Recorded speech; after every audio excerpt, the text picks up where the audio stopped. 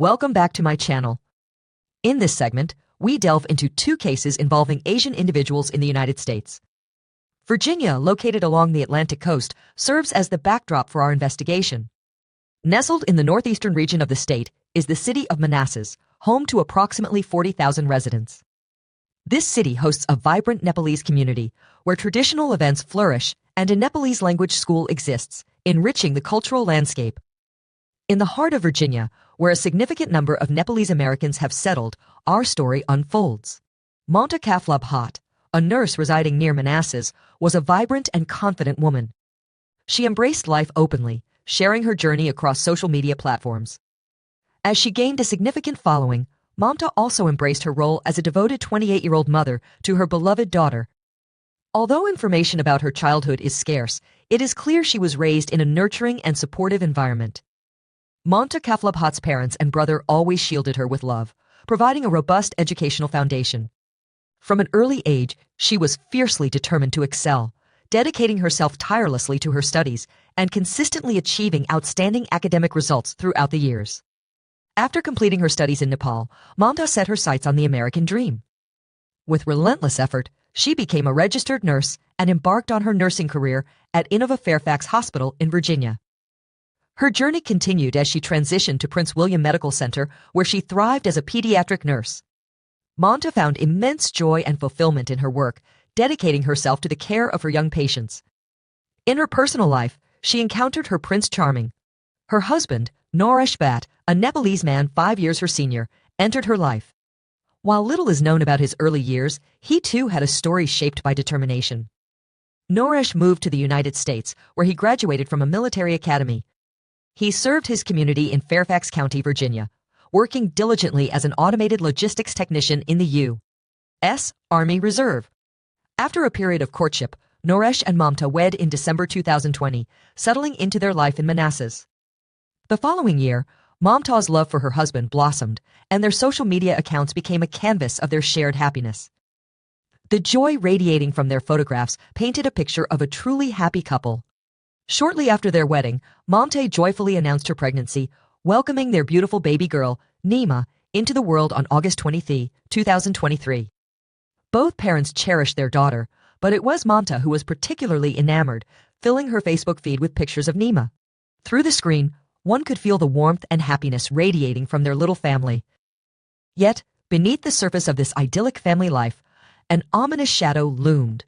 On August 1, 2024, an unsettling turn of events began to unfold as Mamta missed her final appointment with the U.S. Citizenship and Immigration Services, setting the stage for a nightmare no one could have anticipated. It is crucial to highlight that this appointment represented the final step in Mamta's journey toward becoming a U.S. citizen, a significant milestone she would never have willingly overlooked. At the same time, her mother sensed something was off. Colleagues at work also felt an unsettling shift.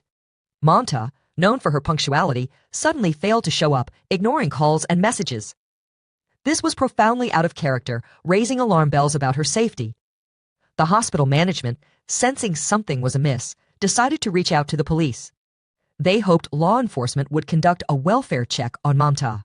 Such checks are typically performed to ensure someone's safety, particularly for elderly individuals living alone or those struggling with mental health issues.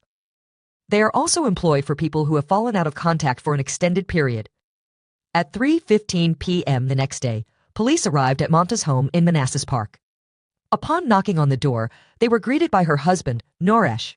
Alone at home with their daughter, Naresh was questioned about his wife's whereabouts. He claimed he had no knowledge of where Mamta was, citing their troubled marriage and ongoing separation. He recalled the last time he saw her was on the night of July 31 St. As far as he was concerned, she had gone to New York or Texas to visit her sister. Naresh further explained that during a recent argument, he had smashed his phone, which explained his inability to reach out to Mamta. The police, analyzing security camera footage and observing Naresh's demeanor, found nothing overtly suspicious. He even stated that this was not the first time Mamta had vanished. He claimed she had gone missing 3 times before without explanation, only to return home days later. For the next 2 days, Naresh cooperated fully with the police. However, the investigation took a disconcerting turn when detectives uncovered that Mamta had no sister residing in New York or Texas. In fact, her entire family lived in Nepal, and she had no other relatives in the United States. This revelation led investigators to question the veracity of Naresh's statements. Days continued to pass, and still there was no sign of Mamta. Her social media accounts remained eerily silent, and no leads emerged regarding her disappearance. Friends and colleagues grew increasingly alarmed, convinced that something terrible had befallen her.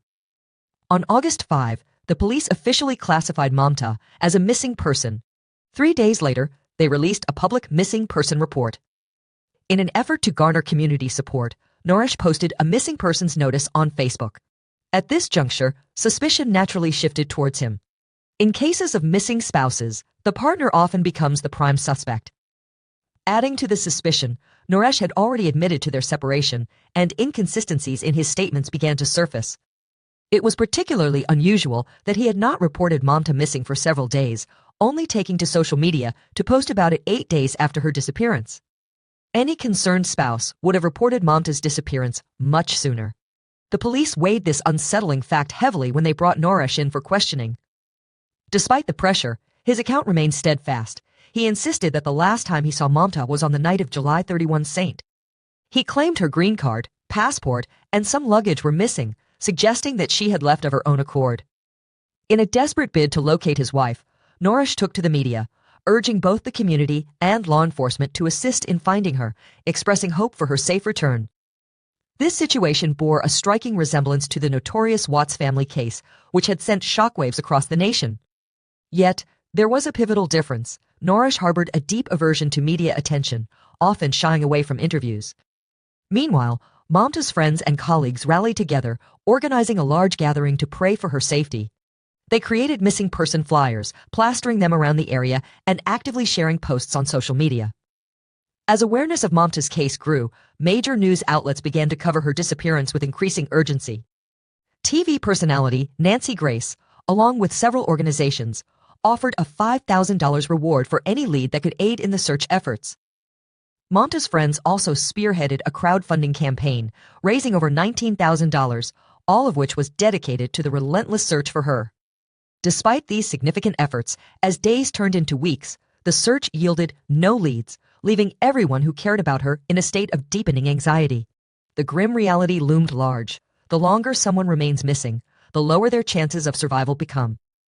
In the blink of an eye, August 20th arrived Nima's first birthday. Naresh hosted a birthday party at their home, inviting numerous friends and colleagues. The house was adorned with decorations, yet he strictly forbade any photographs.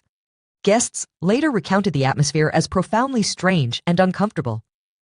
Imagine the scene. A child's mother is missing. Friends are frantically searching for her, yet her husband is throwing a party as if life were normal. The celebration only underscored a chilling truth. Something terrible had happened to Mamta. Mamta had adored her daughter and would never willingly miss such a significant milestone.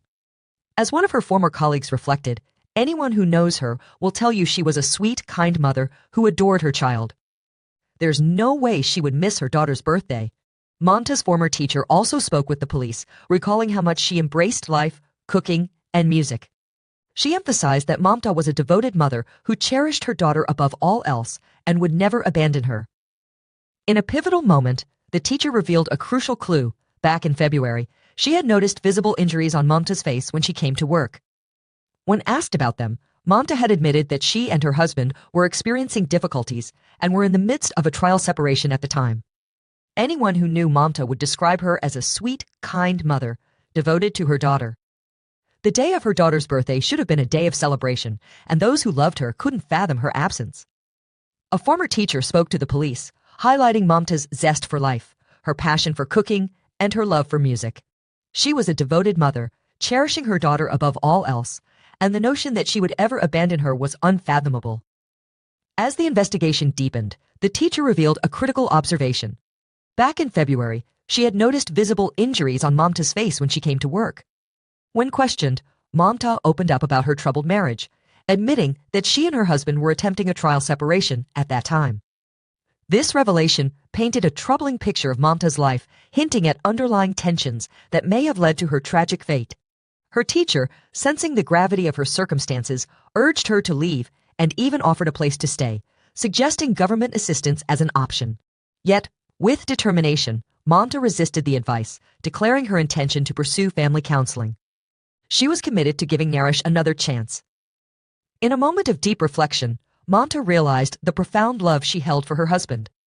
Driven by hope, she sought to give him a chance to become a better husband and father. Seeking support, she reached out to a local group for single mothers, desperate for help in her tumultuous situation. At that time, Mamta had expressed grave concerns in a message. "If I leave my daughter with him, he will send her to foster care. Can this really happen?" These revelations underscored a harrowing truth. The seemingly perfect family depicted in social media posts was merely a facade.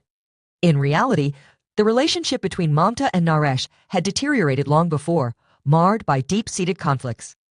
As the investigation progressed, suspicions surrounding Naresh only deepened. On August 21, police secured a search warrant, leading to a comprehensive search of Naresh's home. Forensic experts worked tirelessly, often staying overnight, determined to leave no stone unturned in their quest for the truth. As the investigation unfolded, police remained tight-lipped about specific details. However, what they did reveal sent chills through the community. At first glance, the bathroom and master bedroom seemed unremarkable. But when forensic investigators employed luminol, the scene transformed. Traces of blood and drag marks emerged, telling a darker story. The grim evidence led investigators from the bedroom to the bathroom, where the remnants of violence lingered. The bathtub bore witness to a horrifying past, once stained with blood. Subsequent DNA analysis confirmed the blood belonged to Mamta, leading Manassas Park Police Chief Mario to call a press conference to address the public. Given the alarming volume of blood discovered and the fact that Mamta had been missing for over 20 days, authorities reached a grim conclusion: she had been murdered. Naresh emerged as the primary and sole suspect in this tragic case. On August 22, police executed an arrest warrant for Naresh, charging him with concealing a body while their 1-year-old daughter was placed under the care of Child Protective Services. Some questioned why he wasn't immediately charged with murder. The answer lay in the complexities of the judicial system. Concealing a body is often an easier charge to prosecute. This strategic charge allowed law enforcement to detain Naresh while they gathered additional evidence, pushing the case further into the judicial process. It also bought them crucial time to delve deeper into the investigation. After Naresh's arrest, the police intensified their efforts, conducting a secondary search of his residence and scrutinizing data from his phone and computer. Their findings painted a troubling picture. In the aftermath of Mamta's disappearance, Naresh had sold his Tesla and initiated the sale of their house. Many of their belongings were already packed, and alarmingly, he was even preparing to send their daughter to Nepal. There were unmistakable signs that Naresh was preparing to flee. During his bail hearing on August 26, the judge wasted no time in labeling him a severe flight risk and a substantial danger to the community, ultimately denying him bail. Investigators meticulously analyzed Mamta's final phone call with her mother, which took place on July 29. Given Mamta's routine of daily conversations with her mother, they estimated her time of death to be between July 29 and July 30. Utilizing advanced surveillance networks and GPS tracking, they began to piece together Naresh's activities during this critical time frame.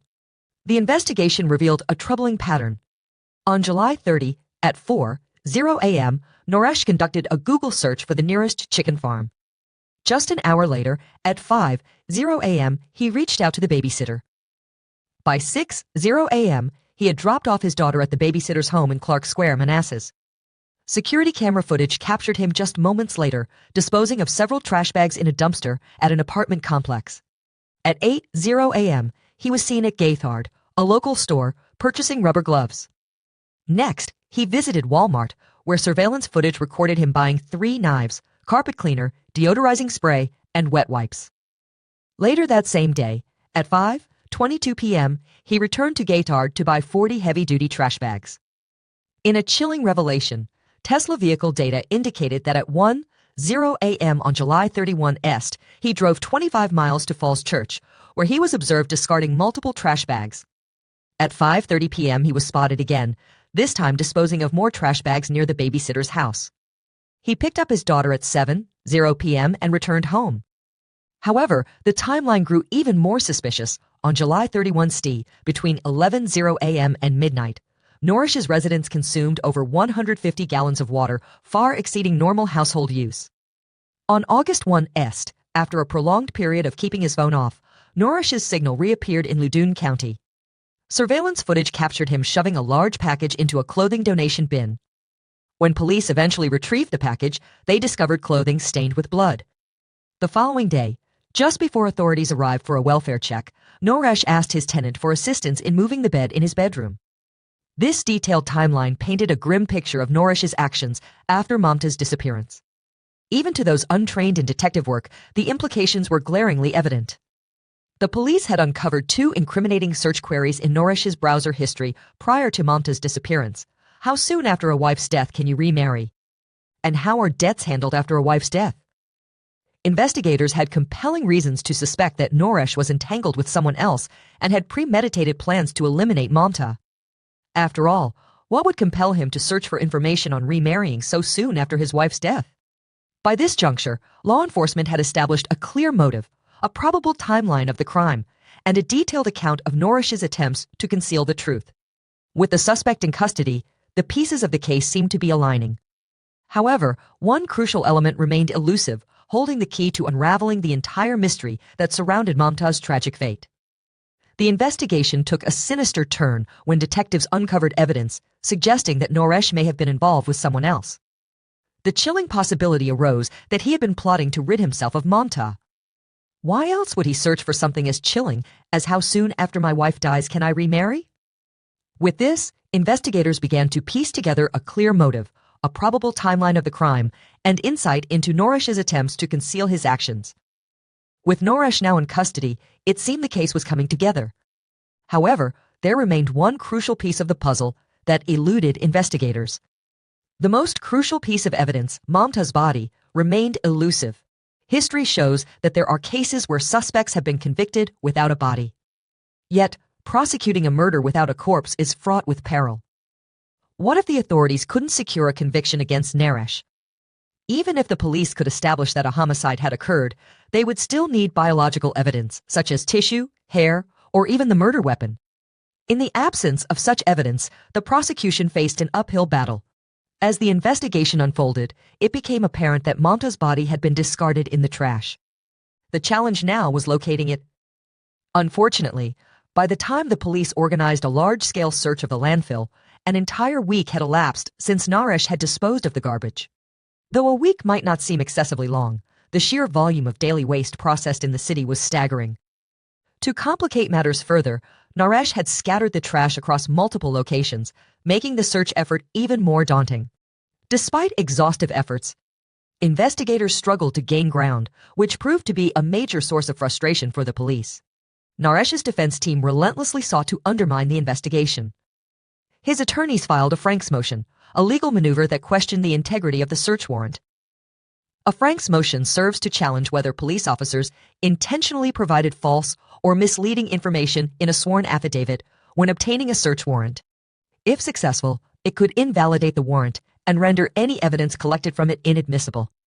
Naresh's lawyers alleged that officers had made false statements in their requests for a search, even accusing one officer of lying to secure Naresh's arrest warrant. Initially, the officer claimed evidence indicated that Mamta's body had been dragged outside the house. However, this assertion was later proven to be incorrect. The officer subsequently clarified his statement, admitting he had misspoken and intended to convey that blood evidence suggested Mamta's body was dragged from the bedroom.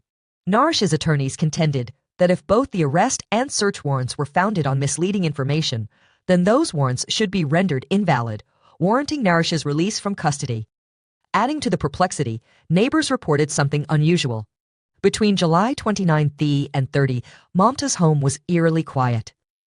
According to their accounts, there were no screams, no fighting, and no signs of a struggle. This silence sharply contrasted with expectations surrounding a violent crime. If Mamta had been attacked, wouldn't one anticipate the sounds of a fierce struggle? Furthermore, when Naresh was apprehended, police found no injuries or scratches on his body. This absence of physical evidence raised even more questions about the events that transpired. Although Naresh's attorneys presented several arguments for his release on bail, they ultimately failed during the second bail hearing on September 23. In a decisive ruling, the judge reaffirmed the overwhelming evidence, suggesting that Naresh was a flight risk and a danger to the community, resulting in another denial of bail. Yet, the case took another critical turn with the discovery of new evidence. Forensic investigators uncovered traces of human tissue on an automatic chainsaw found at Naresh's home. DNA analysis would soon confirm a match with Mamta's hair, the probability of it belonging to anyone else being extraordinarily low. With the odds against him at less than 1 in 800,000, Naresh was no longer merely facing charges of concealing a body. He was officially charged with first-degree murder and evidence tampering. These grave charges were set to be prosecuted simultaneously, with Naresh's trial date scheduled for December 9th. Although specifics of the trial remained under wraps, the police's execution of 40 meticulously carried out search warrants strongly indicated they had gathered substantial evidence. It seemed only a matter of time before Naresh faced conviction. Escape was no longer an option. Meanwhile, back in Nepal, Mamta's family was shattered, struggling with grief and unable to find peace in their hearts or minds. Her mother, Geeta, and brother rushed to the United States on August 29, their arrival hastened by emergency visas. When Geeta learned of the horrific possibility that Mamta had been murdered, she crumbled, overwhelmed by despair. In her anguish, Geeta expressed, "My daughter was a kind, hard-working person.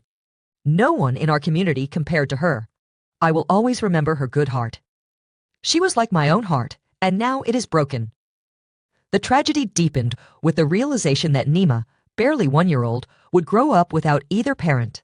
She lost her mother to violence and her father to his own crimes, all before she was old enough to comprehend the tragedy that had unfolded. In a show of solidarity, the local community rallied together to support this innocent child, organizing a fundraiser to help her in her time of need. Within a mere 24 hours, an outpouring of compassion resulted in donations exceeding $80,000. Today, that remarkable total has soared past $240,000. Every cent will be entrusted to a fund dedicated to Nima, safeguarding her future and ensuring her financial security. There remains a strong possibility that she will return to Nepal, where her grandmother will assume the role of her caretaker. The hope is that Nima will grow up in a nurturing environment, safe, healthy, and enveloped in love. The case may seem solved, but the truth is far from over. The real answers are yet to come.